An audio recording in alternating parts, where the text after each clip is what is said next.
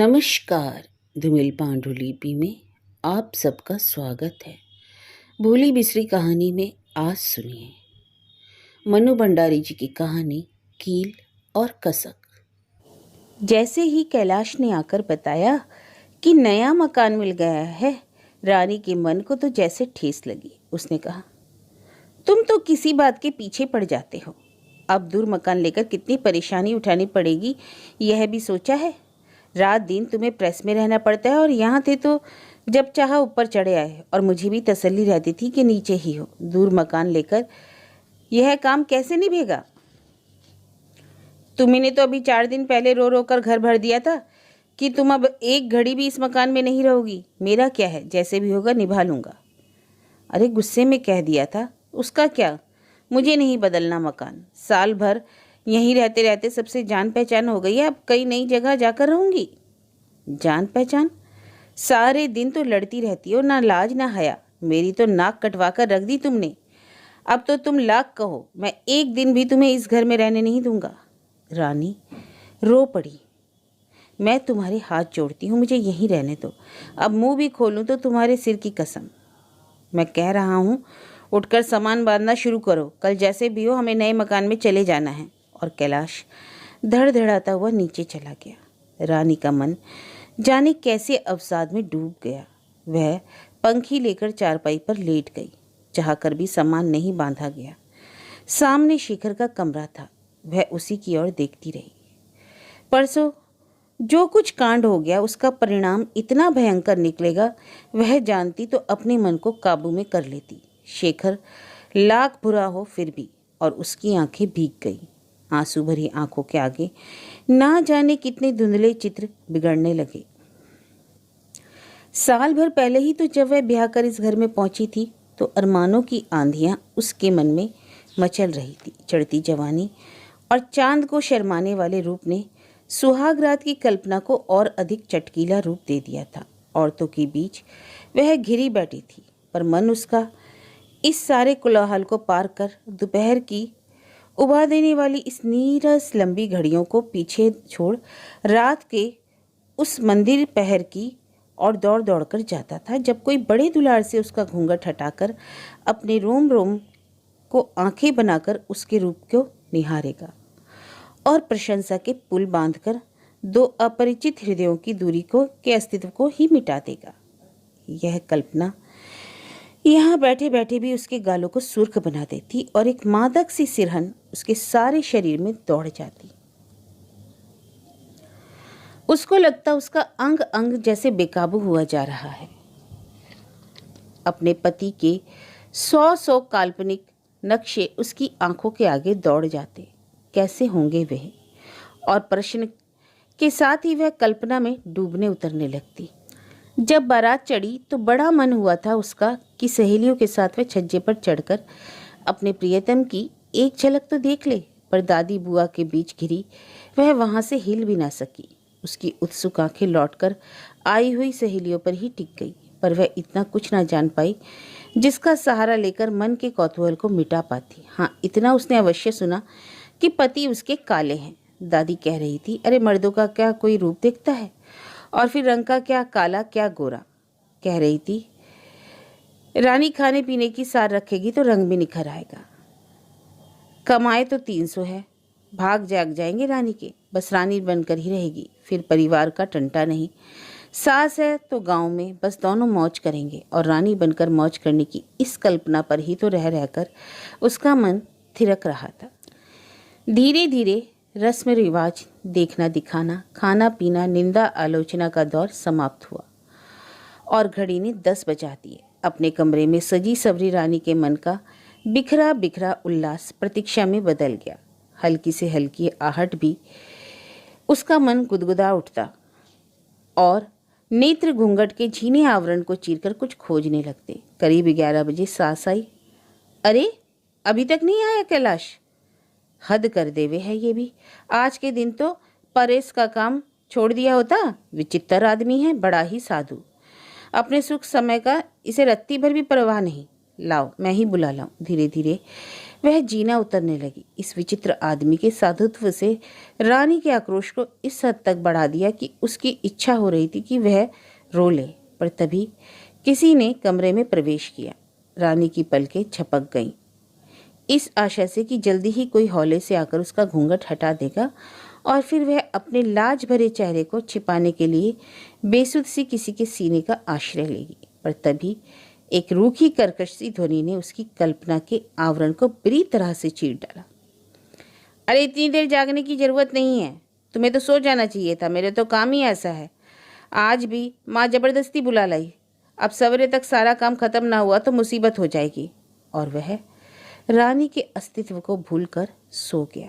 रानी को लगा वह अपने पास सोए इस आदमी का मुंह नोच ले, अपने बाल नोच ले, फूट फूट कर रो पड़े और आंसुओं से सारे घर को और नीचे ही निरंतर धड़ धड़ करने वाले इस प्रेस को डुबो दे। पर ऐसा कुछ भी नहीं हुआ और खामोशी से आंसू बहाते और सर्द आहें भरते भरते रानी सो गई।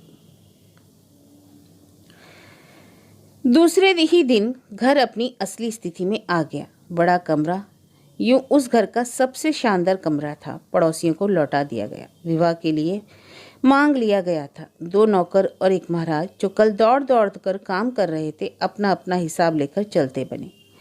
रह गए थे घर में 3 प्राणी, एक कमरा, एक छोटी सी कोठरी और एक छोटी सी रसोई। घर के नीचे प्रेस था और ऊपर के तल्ले में मकान मालिक रहते थे। बीच के तल्ले में 3 किराएदार रहते थे। सारा वातावरण काफ़ी घुटा घुटा सा था और प्रेस की लगातार धड़ धड़ की आवाज़ एक अच्छे भले आदमी के लिए भी दर्द पैदा करने के लिए पर्याप्त थी। सास खाना बनाने बैठी तो मजबूरन उसे धुएं से घुटी रसोई में रानी को भी जाना पड़ा। एक बार के आग्रह से ही सास चूल्हा छोड़कर दरवाजे पर बैठकर बहू को घर के रंग ढंग से परिचित कराने लगी, सारा काम का समझाने लगी। उस अंधेरे चौके में देखने की सुविधा के विचार से रानी ने घूंघट कम कर दिया था। सास ने सबसे पहले उसी को लेकर आदेश दिया, सिर का पल्ला जरा नीचा रखा करो बहू, 50 तरह के लोग यहाँ आवे जावे हैं। फिर कैलाश को बेशर्मी नापसंद है। अब तुमसे घर का क्या छिपाना, कैलाश पर 12,000 का कर्जा है। जाने कैसी मनहूस घड़ी में यह कुकर्म उससे हुआ। अब तो बेचारा रात दिन एक एक करके पैसा कमा रहा है, न खाने की सुध न पीने की। किसी तरह शादी करने को राजी ही नहीं होवे था। कौन एक प्राणी का खर्च बढ़ाए। पर मैंने ही जोर जबरदस्ती करके शादी करवा दी। आखिर कोई खाने पीने का ख्याल रखने वाला भी तो हो। मैं तो अम्मा जी खाना बन गया। अम्मा की बात का स्रोत टूट गया। एक अपरिचित को सामने देखकर रानी ने घूंघट और खींच लिया। हाँ हाँ बन गया, आओ बेटा बैठो। अब मैं 2-3 दिन में गांव चली जाऊंगी। तुम और तुम्हारी ये भाभी मिलकर कैलाश का ख्याल रखना। बड़ा विचित्र आदमी है। बहू एक थाली तो लगा दो। ये सामने वाले कमरे में रहे हैं और यहीं खावे हैं। रानी ने घूंघट में ही झांक कर देखा। एक सुंदर आकृति उसी की ओर देख रही है। वह अंदर ही अंदर सकुचा गई। उसे लगा सामने वाले पुरुष की आंखें जैसे उस घूंघट को चीर कर उसके चेहरे को निरख रही हैं। उसने थाली लगाकर सरका दी। अम्मा भाभी से कह दो मुझसे पर्दा ना करे। तुम भी नहीं रहोगी और ये लाज की छुई में बनी रहेंगी तो मुझसे खाते नहीं बनेगा। तुमने बेटा माना तो क्या देवर ना मानेगी। रानी को लगा कि कोई तो है जो उसका चेहरा देखने को व्याकुल है और एक अव्यक्त सी इच्छा उसकी रग रग में समा गई। यह घूंघट उलटकर अपना चांद सा मुखड़ा उसके सामने कर दे। पर वह वैसी ही रोटी बेलती रही। वाह, खाना तो भाभी बहुत बढ़िया बनाती हैं। अरसे से ऐसा स्वादिष्ट खाना नहीं खाया अम्मा। रानी की प्रशंसा का भूखा मन पुलक उठा। हाथों की गति बढ़ गई और एक बार उसने संकोच से सामने बैठे व्यक्ति पर उड़ती सी नजर डाली। भरा पूरा स्वस्थ सुंदर चेहरा और तभी उसके सामने मुहासों और चेचक के दाग से भरा एक काला सा चेहरा उभर आया। उसके हाथ फिर शिथिल पड़ गए। खाना खाकर वह चला गया। अम्मा बोली, 25 रुपया महीना देवे है और दोनों समय खाना खावे है। अकेला जीव है, बड़ा भला है। इसे ठीक से खिला दिया करो। कैलाश तो सदा ही काम में लगे रहे, सो कभी कभार 1-2 काम भी कर दिया करेगा। 2 दिन बाद अम्मा भी चली गई। रानी के लिए जिंदगी पहाड़ हो गई। वह अपने कमरे के दरवाजे पर पड़ी चिक पर खड़ी होकर देखा करती। ठीक सामने शेखर का कमरा था। ढेर किताबें, सब अस्त व्यस्त। शेखर को देखकर उसका मन कैसा कैसा होने लगता। खाना खाने जब वह आता तो बड़ा आग्रह करता कि घूंघट खोलने का, बड़ी प्रशंसा करता उसके खाने की। धीरे धीरे कब रानी का घूंघट खुल गया और खाने की प्रशंसा रूप की प्रशंसा में बदलकर उसके अतृप्त मन को तृप्त करने लगी, वह स्वयं ही नहीं जान पाई। कैलाश के स्वभाव की रुखाई को वह शेखर की सरसता के सहारे ही बर्दाश्त करने लगी। सवेरे शाम शेखर बाहर रहता और सारे दिन घर। धीरे धीरे वह अपने कमरे की अपेक्षा रानी के कमरे में रहने लगा। वह उसको अपनी कविताएं सुनाता, कहानियां सुनाता। रानी चाहे कुछ समझती या नहीं, पर शेखर की हर बात में बड़ा रस लेती। उस दिन सवेरे बड़ा शोर मच गया। अचानक नल बंद हो गया। सब लोग नीचे के नल पर पानी लेने को दौड़ पड़े, क्योंकि नीचे पानी 10 बजे तक ही आता था। रानी भी बाल्टी लेकर पानी भरने पहुंची। भरी बाल्टी लिए वह ऊपर चढ़ाई, पर जाने कैसे साड़ी पैर में उलझ गई और वह गिर पड़ी। बाल्टी से उसकी उंगली कट गई, खून बहने लगा। कैलाश प्रेस जाने के लिए नीचे उतर रहा था। एक तो उसे यूं ही देर हो गई थी, दूसरे रानी इस प्रकार सबके बीच गिर पड़ी देखकर उसे क्रोध आ गया। झल्ला पड़ा, देखकर क्यों नहीं चलती हो? अब जाकर कपड़े बदलो। गीले कपड़े पहने यहाँ सबके सामने क्यों बैठी हो? और वह धड़धड़ाता हुआ उतर गया। उसके जाते ही शेखर आया, हाथ पकड़कर उठाया। खून देखते ही बोला, अरे यह क्या हो गया? तुमने तो उंगली काट ली। और झट जेब से रुमाल निकालकर उसने बड़े दुलार से उसके हाथ में बांध दिया। प्रेम से बांधी गई उस घाट में अनायास ही रानी का हृदय भी बंध गया। 24 घंटे प्रेस की मशीनों के बीच काम करते करते कैलाश स्वयं एक मशीन बन गया था, भावनाहीन, रसहीन। उसे न रानी में दिलचस्पी थी और न ही घर में। कर्ज का भूत कोड़े लगा लगा कर उससे काम करवाता था। शहर में प्रदर्शनी हो रही थी। रानी ने कितनी ही बार कैलाश से कहा, एक दिन मुझे प्रदर्शनी दिखा लाओ। देखो ना, पड़ोस की सारी औरतें देख आई, तुम भी किसी के साथ चली जाती। मुझे तो समय नहीं है सैर सपाटों के लिए। वे कोई अकेली थोड़ी ही जाती हैं जो चली जाऊं, सब अपने अपने मर्दों के साथ जाती हैं। फिर कुछ रुककर बोली, तुम कहो तो शेखर के साथ चली जाऊं। दूसरी औरतों के मर्दों के साथ जाते तो तुम्हें अजीब लगता है, और शेखर के साथ अकेले जाते शर्म नहीं लगती? स्वर में कुछ तीखापन और आंखों में कुछ संदेह का भाव था, जिसने रानी के हृदय को मथ डाला। कैलाश के जाते ही वह फूट फूट कर रोने लगी। विवाह से लेकर आज तक वह अनेक प्रकार से अपने मन को समझाती आई है, पर आज उसका मन बुद्धि और तर्कों के जाल को तोड़कर पूरी शक्ति के साथ विद्रोह कर उठा। तभी उसने बालों पर किसी के स्नेहिल स्पर्श को अनुभव किया। क्या बात हुई भाभी, रो क्यों रही हो? पर रानी कुछ बता नहीं सकी, बस फूट फूट कर रोती रही। अपने अपमान, अपनी उपेक्षा की बात किस मुंह से कहती? शेखर ने अपनी जेब से अखबार में लिपटा हुआ कुछ निकाला और बोला, कल रात प्रदर्शनी देखने गया था, तुम्हारे लिए वहां से ये चूड़ियां और बिंदिया खरीद कर लाया हूँ। पर रानी थी कि रोती ही रही। आंसू तो जैसे थम ही नहीं रहे थे। गर्मी बढ़ चली थी। चूल्हे के पास बैठने से रानी के दोनों गाल लाल सुर्ख हो गए थे। वह कमरे में बैठकर पंखा लेकर पसीना सुखा रही थी कि तभी शेखर आया। उसके गालों की सुर्खी देखकर वह एक टक उधर ही देखता रहा। दिलो जान से इस दृष्टि का स्वागत करते हुए रानी ने कहा, यूं घूर क्यों रहे हो मुझे? शेखर मुस्कुरा दिया। जाने क्यों तुम्हारे गालों को देखकर मुझे गुलाब के उन फूलों की याद आ गई जो रोज सवेरे बागीचे में देखता हूँ। जब उन गुलाबों को देखता हूँ तब भी मुझे अक्सर तुम्हारे गालों की याद आ जाया करती है। अरे बड़े बेहुदे हो तुम, भले आदमी ऐसी बात नहीं करते समझे। लो अब खाना खा लो। और रानी फिर चूल्हे के पास बैठकर रोटियां सेकने लगी। भाभी, तुम मेरे लिए रोटी बनाकर रख दिया करो। मेरे खाने का कोई समय तो ठीक नहीं, नाहा कि तुम चौका लिए बैठी रहती हो। अरे कौन, मेरे पास बड़े काम हैं। यूं ही तो तुम 3 रोटी खाते हो, ठंडी होगी तो शायद एक ही खाकर उठ जाया करोगे। दोपहर में जब रानी अपनी पड़ोसियों के पास बैठती तो उस बिल्डिंग के लोगों की टीका टिप्पणी ही उनका विषय होता। उस समय शेखर की प्रशंसा के पुल बांधते बांधते रानी अक्सर उस सीमा तक पहुंच जाती थी जहां पहुंचकर वह स्त्रियों के संदेह का कारण बन जाया करती। कैलाश को तो कुछ खबर नहीं रहती कि ऊपर क्या होता है, पर छोटी से छोटी बात में भी किसी बड़े रहस्य का उद्घाटन कर डालने को आतुर रहने वाला स्त्रियों का मन रानी और शेखर की घनिष्ठता से उदासीन न रह सका। पर बात अभी कानाफूसी तक ही सीमित थी, आम आलोचना का विषय नहीं बन पाई। तभी शेखर ने एक दिन आकर बताया, मेरी जीजी आ रही है, जब तक रहेंगी तब तक मैं तुम्हें खाना बनाने के कष्ट से मुक्ति दे दूंगा।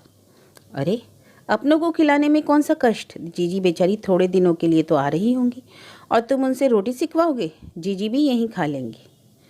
पर शेखर ने बात मानी नहीं। कैलाश इस अतिरिक्त खर्चे को बर्दाश्त न करता और जीजी किसी के घर खाना पसंद नहीं करती। जीजी आई तो शेखर ने बड़ी तारीफ करके अपनापन दिखाकर रानी का परिचय करवाया। रानी ने बड़े प्रेम और आदर से उनके पैर छुए स्वागत किया। दोपहर को दोनों बातें करने बैठी तो जीजी बोली, इस बार तो मैंने ऐसी लड़की ढूंढी है कि शेखर को भी हाँ करनी ही होगी। बड़ा परेशान कर डाला हमें तो इस शेखर ने। 70 गुण तो एक लड़की में मिलने से रहे, फिर आदमी अपनी औकात भी देखे। पढ़ी लिखी होगी तो तुम्हारे घर क्यों आएगी भला? वह भी किसी अफसर ओहदे वाले को ढूंढेगी, और रूप की बात कहो तो ऐसी है कि चांद भी लजा जाए। तो इन्होंने पसंद कर ली लड़की? रानी के स्वर का उत्साह कुछ उतर सा गया। अभी देखी ही कहाँ है, वह तो बस एक ही रट लगाया है कि मुझे शादी करनी ही नहीं। पर तुम ही बताओ, बिना ब्याह और औरत के कोई जिंदगी है भैया?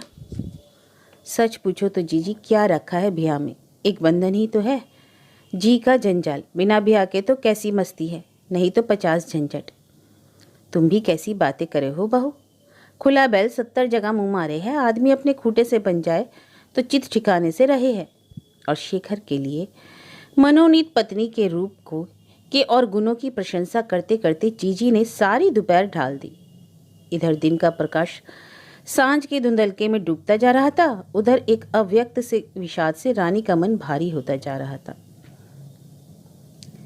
दूसरे दिन शेखर अपनी जीजी के साथ लड़की देखने चला गया। 3 दिन बाद लौटा तो जीजी ने आनंद से गदगद होकर शेखर की स्वीकृति का समाचार सब लोगों को सुना दिया। साथ ही यह भी बताया कि अब तो वह आते महीने में ब्याह करके ही लौटेंगे। शेखर जब रानी के सामने पड़ा तो रानी ने कहा, अब तो मुंह मीठा कराओ। क्या बताएं भाभी, हम तो बस बुरी तरह घायल हो गए। लगता है ईश्वर ने बड़ी फुर्सत से गढ़ा है उसे। यूं तो बिल्कुल देहातन है, पढ़ी लिखी भी बिल्कुल नहीं, पर बस उस रूप ने ही मार डाला। उसके स्वर में उल्लास छलका पड़ रहा था। रानी तरकारी काटने बैठी तो उंगली पर ही चाकू चल गया। चूल्हा जलाया तो जाने कैसे हाथ जल गया, पर जैसे जलन महसूस ही नहीं हुई। कैलाश आया तो वह खाना परोसने बैठी। शिथिल हाथों से उसने थाली परोसी और चकले पर रोटी बेलने लगी। तवा चढ़ाना भूल ही गई और रोटी बेल कर एकदम चूल्हे में ही डाल दी। कैलाश रानी के इस अनमनेपन को कभी से लक्ष्य कर रहा था और बोला, कहाँ ध्यान है तुम्हारा? रानी ने अपने आप को संयत किया। कैलाश खाकर चला गया तो उसने चौका उठा दिया। उस दिन उसने कुछ भी ना खाया। फिर बिना कारण ही वह पलंग पर गिरकर फूट फूट कर रोने लगी तो अनजाने ही उसका मन किसी के स्नेहिल स्पर्श की आशा के लिए छटपटाता रहा, पर कोई ना आया। रोते रोते ही रानी ना जाने कब सो गई। शेखर ब्याह करके आ गया। जीजी से सिरदर्द का बहाना करके रानी अपने कमरे में ही पड़ी रही। यूं अपने कमरे में से झांककर जितना देख सकती थी उसने जरूर देख लिया। सारी औरतों में नई बहू के रूप की चर्चा हो रही थी। रानी अनमनी सी लेटी थी, तभी जीजी बहू को लिए वहीं पहुंच गई।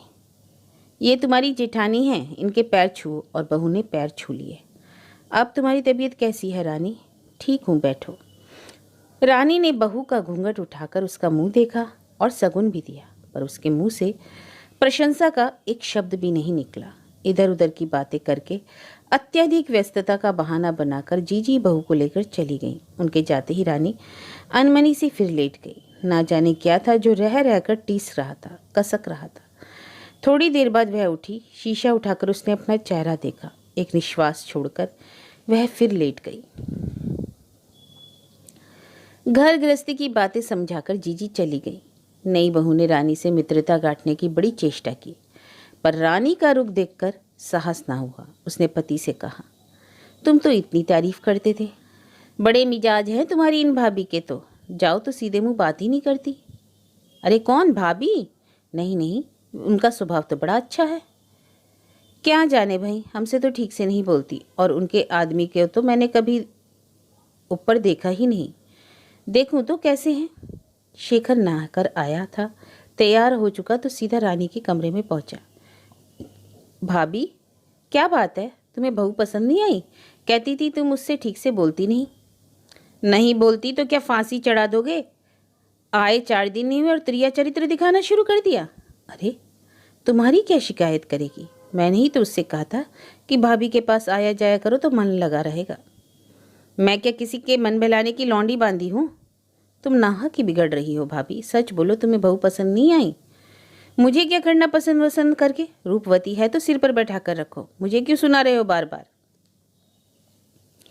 निहायत ही बदतमीजी की बातों से इस बार शेखर झल्ला गया। वह रानी के आक्रोश को समझता था पर किसी तरह उसे उचित नहीं ठहरा पाता।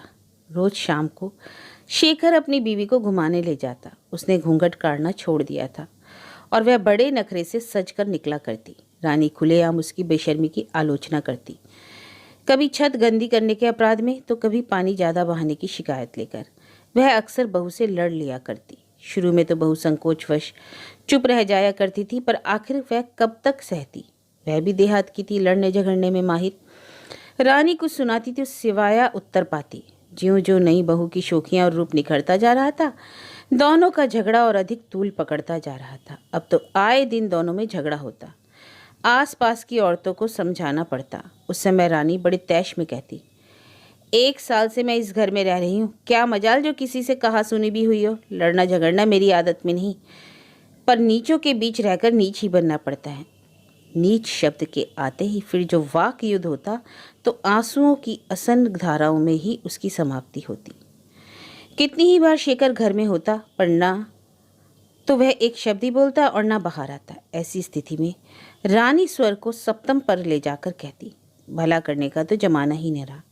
अरे साल भर तक रोटियां ठोक ठोक कर खिलाई हैं, उसकी कौन कहे। 4 दिन से आए नहीं हुए, सबकी एक राय पर पानी फेर दिया। ऐसे नमक हराम भी नहीं देखे कहीं। पर शेखर फिर भी खामोश रहता। एक दिन कैलाश ने कहा, यह रोज रोज क्या महाभारत मचा रहता है इस घर में? कुछ लाज शर्म है भी कि नहीं? तो मैं क्या करूं? कब तक किसी का सहूं? वह 4 दिन की ब्याही, उसे भी शर्म नहीं है, मुझे ही क्यों पड़ी है? तुम्हें तो सारा दोष मुझ में ही दिखता है। दोष किसी का भी हो, तुम्हें मुंह खोलने की जरूरत नहीं है। पर इस चेतावनी के बाद भी रोज के महाभारत में कोई अंतर न आया। पड़ोस की औरतों का पक्ष अपनी ओर करने के लिए उसके पास एक ही दलील थी। उसने शेखर को इतने दिन रोटियां खिलाई और जब पक्ष का बहुमत उसकी ओर हो जाता, सब एक मत होकर कह देते कि शेखर जैसे स्वार्थी आदमी इस दुनिया में ढूंढे भी नहीं मिले। तो रानी तत्काल ही कह देती, अरे शेखर तो ऐसा बुरा आदमी नहीं है, शेखर तो ऐसा बुरा आदमी नहीं है। यह तो जब से इस चुड़ैल का पैर घर में पड़ा है उसकी मति भ्रष्ट हो गई। नहीं तो साल भर मेरे साथ रहा, क्या मजाल की कभी जरा सी बेअदबी की हो। पर अब देखो कैसा बदल गया है। बाहर बहू गालियां बके तो अंदर कैसा गटर गटर सुनता रहे है। यह नहीं होवे कि झोटा पकड़ के 2 दोहली जमा दे। इस प्रकार की चकचक बहू से रोज ही हुआ करती, पर परसों वह शेखर से भी उलझ गई। उस दिन हवा प्रायः बंद थी और उमस ऐसी कि दम घुटा जा रहा था। रानी छत पर खटिया डालकर पंखे से हवा करते हुए जैसे तैसे अपने झुलसते हुए शरीर को शांत करने का असफल प्रयास कर रही थी कि तभी शेखर अपने पीछे एक कोयले वाले को लेकर ऊपर आया और छत के कोने की ओर इंगित करके कोयला रखने को कहा। यह सुनते ही रानी भभक उठी। छत सांझे की है, यहाँ किसी का कोयला गोबर मिट्टी नहीं रहेगा, मैं अभी से कह देती हूँ। शेखर खामोश रहा। उसने कोयले वाले का हिसाब साफ करने के लिए पैसे निकाले और गिनने लगा। कान नहीं है क्या? मैं कह रही हूँ ना कि छत पर कोयले नहीं रहेंगे, गर्मी के दिन है, सब सोते बैठते हैं। यह कोई कोयले रखने की जगह है? छत सांझे किए हैं, हम अपनी इससे में चाहे जो करें, किसी को इससे मतलब। और उसने कोयले वाले का हिसाब साफ किया। रानी का क्रोध जो गर्मी के कारण कब से उबल रहा था, इस बात को सुनते ही फट पड़ा। मैं कहती हूँ कोयले यहाँ नहीं रहेंगे। और उसने जाते हुए कोयले वाले को आदेश दिया कि बोरी हटा दे। कोयले वाला बेचारा असमंजस में पड़ गया। मेरा मुंह क्यों देख रहा है? जाकर बोरी को रसोई में पटाका, कोयले यहाँ नहीं रहेंगे। शेखर इस प्रकार के झगड़ों में शायद कभी भाग नहीं लेता, पर जब रानी ने बोरी से कोयले निकाल निकाल कर फेंकने आरंभ किए और अनाप शनाप बकना शुरू कर दिया तो उसे मजबूरन बोलना पड़ा। हट जाओ यहाँ से, अपने हिस्से की छत पर रहो, नहीं तो हाथ पकड़कर निकाल दूंगा। अब तो गजब हो गया। रानी गले को पूरी ताकत के साथ चिल्लाने लगी। उसने अपना हाथ शेखर के शरीर से एक प्रकार से सटा दिया, ले पकड़, पकड़ तो जरा हाथ, ये हाथ पकड़ कर हटावेगा। अब हाथ पकड़ता क्यों नहीं? असल मर्द का बच्चा है तो पकड़ कर ही दिखा दे। और वह हाथ को उसके शरीर से सटाई चली जा रही थी। शेखर अंदर चला गया, पर रानी की चीख पुकार ने सारा अड़ोस पड़ोस इकट्ठा कर लिया। अब क्या भले आदमी इस घर में रह सकेंगे? अपने घर में तो एक छिन्नाल बैठा रखी है, तो सबको छिन्नाल समझ रखा है, पराई औरत का हाथ पकड़ेंगे? और वह फूट फूट कर रोने लगी। किसने हाथ पकड़ लिया? हाथ पकड़ लिया? किसने हाथ पकड़ लिया? बड़े आए हाथ पकड़ने वाले, जरा हाथ पकड़ कर तो देखें। अब औरतों की तरह मुंह छिपाकर अंदर बैठ गए, जरा निकल कर हाथ पकड़े तो सही। आंसुओं से भीगा होने पर भी स्वर काफी तेज था। ऊपर खड़ी मालकिन भी तमाशा देख रही थी। उन्होंने रानी को बुलवाया। रानी रोती चीखती ऊपर चली गई। क्या शेखर ने तुम्हारा हाथ पकड़ लिया? नहीं, हाथ पकड़ तो कैसे लेते, कोई तमाशा है? वह फूट फूट कर रोने लगी। तो फिर ऐसे क्यों रो रही हो? कहा सुनी तो हो ही जाया करती है। पर रानी थी कि रोई ही चली जा रही थी। उसने हाथ शेखर के शरीर से सटा दिया था, फिर भी उसने नहीं पकड़ा। नामर्द कहीं का। बात कुछ भी ना थी, फिर भी सारे घर में यूं ही फैली कि शेखर ने रानी का हाथ पकड़ लिया। कैलाश ने सुना तो आग बबूला हो गया। काम छोड़कर ऊपर आया। रानी को कमरे से खींचकर उसने 2-3 लातें जमा दी। एक दिन शांति से रहने नहीं देगी यह चुड़ैल, सारे दिन चकचक चकचक चकचक। मैं कल ही सब काम छोड़कर नया मकान ढूंढ लूंगा, इस घर में रहना हराम कर दिया। रानी रोती रही। दोष उसका नहीं, फिर भी पिट रही है। उधर शेखर की बहू चाहे कुछ भी करे, शेखर उसे पान फूल की तरह ही फेरता रहता है। अपने इस दुर्भाग्य पर उसका हृदय बुरी तरह मथा जा रहा था। तभी उसने सुना शेखर के कमरे से रोने की आवाज आ रही थी। स्वर बहू का था, जो आज पड़ गई बहू पर। परम संतोष से उसका मन भर गया और वह पूरी तरह सतर्क होकर उधर की आहट लेने लगी। खबरदार, जो तुम कभी भी भाभी से लड़ी, दोष चाहे किसी का भी हो, पर तुम बोली तो ठीक नहीं होगा, यह मैं अभी से कह देता हूँ। बहू ने भी कुछ कहा, पर स्वर सिसकियों में खो गए। रानी कुछ समय के लिए गर्मी की तकलीफ को भी भूल गई। थोड़ी देर में उसने बहू को कमरे के बाहर देखा। अधिक रोने के कारण आंखें सूज आई थी। रानी ने मन में सोचा, 2-1 धौल भी पड़े हुए दिखते हैं, अब अकल ठिकाने आ जाएगी, सारा गुरूर झड़ जाएगा रानी साहब का। सारे दिन रानी का मन प्रसन्न रहा। आखिर कुछ भी हो, शेखर का मन वह जानती थी। पर तभी कैलाश ने आकर बताया, मकान ठीक हो गया और उसकी विचारधारा ने पलटा खाया। अब उसे यहाँ से जाना ही पड़ेगा। कैसा झक्की आदमी है ये, किसके साथ पाला पड़ा है। खुद तो सारे दिन मशीनों में जुटे रहते हैं। मैं यहाँ 4 आदमियों में रहती थी तो इन्हें वो भी नहीं सोया। मैं नहीं जाऊंगी। और मनी मन बुदबुदा रही थी कि कैलाश ने आकर फटकार दिया, यह क्या, तुम यूं ही पड़ी हो? उठकर सामान क्यों नहीं बांधती? रानी ने कुछ ना कहा। मन मारकर उठी और सामान बांधने लगी। सब कपड़े बक्सों में बंद किए। शाम को खाना बनाने के 2-4 बर्तनों को छोड़कर सब बर्तन भी बंद किए। और तो घर में सामान ही क्या था। कपड़े जमाते समय एकाएक उसके हाथ में अखबार में लिपटा हुआ एक पुलिंदा आ गया और उसमें लिपटी चूड़ियाँ, चमचमाती बिंदियों को देखकर अनायास ही उसकी आंखें भर आई। एक गहरी निश्वास छोड़कर वह फिर काम करने लगी। शाम को ही सारा सामान ठेले में लदवाकर कैलाश चला गया। सब सामान जमा कर रात में वह लौटेगा और दूसरे दिन सवेरे इस घर से वे लोग चले जाएंगे। घर छोड़ने की बात से यूं ही रानी का कलेजा मुंह को आ रहा था। वह रो रो कर सबसे मिला। बस शेखर के यहाँ नहीं गई, जाएगी भी नहीं, पर मन उसका बड़ा कर रहा था कि चली जाए। सवेरा हुआ, तांगा आया। भीगी आंखों से उसने सबसे विदा ली। सामने बहू खड़ी थी। उसकी आंखें शेखर को ढूंढ रही थी, पर दिखा नहीं। बहू को देखते ही उसे लगा, यह कमबख्ती तो सब अनर्थों की जड़ है। उसका क्रोध भपक गया। जाते जाते भी उसको लक्ष्य करके बरस पड़ी। अब खूब फैल फैल कर रहना, सारे दिन नहान घर में घुसी रहना, सारी छत पर कोयला फैला कर रखना, कोई तुम्हें कुछ कहने नहीं आएगा। एक दिन चैन से रहने नहीं दिया। कह तो वह बहू से रही थी, पर बराबर उसकी आंखें कमरे की चिक के पास लगी थी। जाने वह क्या चाह रही थी कि तभी कैलाश का स्वर सुनाई पड़ा, अरे जल्दी करो, तांगे वाला चिल्ला रहा है। कसकते मन को लेकर रानी उतर पड़ी। आंखें इस समय भी उसकी भरी हुई थी और उससे भी ज़्यादा भरा था उसका मन। तांगे में एक कील निकल रही थी। रानी ने देखा नहीं और जाने कैसे पकड़ा और कील उसकी उंगली में लग गई। हाथ खींचते ही खून बहाया। कैलाश ने देखा तो झल्ला उठा, कोई काम देखकर नहीं करती और कुछ नहीं तो हाथ ही काट लिया। रानी एकटक उंगली से बहते खून को देख रही थी और एक अस्पष्ट सी तस्वीर उसकी आंखों के सामने उभर आई। अरे यह क्या, तुमने तो उंगली काट ली भाभी, और चट से एक रुमाल बंद किया। मन का गुबार कहीं भयंकर उच्छ्वास में फूट ना पड़े, इसलिए उसने जोर से अपनी खून से सनी उंगली को दांतों से दबा लिया। अब जरा सी लग गई तो यूं रास्ते में रो क्यों रही हो? घर चलकर पट्टी बांध लेना। पर रानी रोती ही रही, रोती ही रही।